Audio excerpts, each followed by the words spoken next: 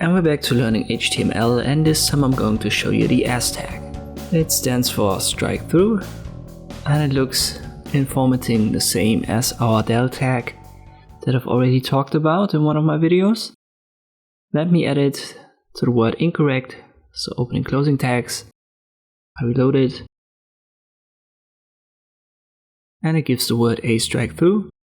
Normally you want to use it when you update something isn't correct anymore but it once was, or if something is out of date and not relevant anymore. Let's say you want to sell tickets and there were once 150 tickets left and this is not up to date anymore, it's sold out now, so you want to give the as tag to this paragraph right here.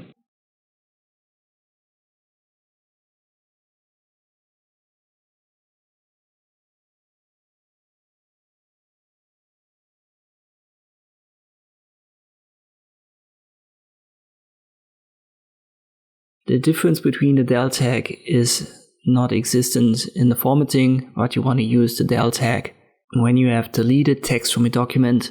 So it's not really about relevancy or correctness, it's just if you change something in your website and you want to have the old version still available, and you want to use the S tag when something is specifically incorrect or not relevant anymore.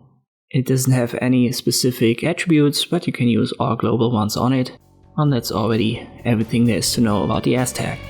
I hope this video was helpful, thank you for watching, and I'll see you next time.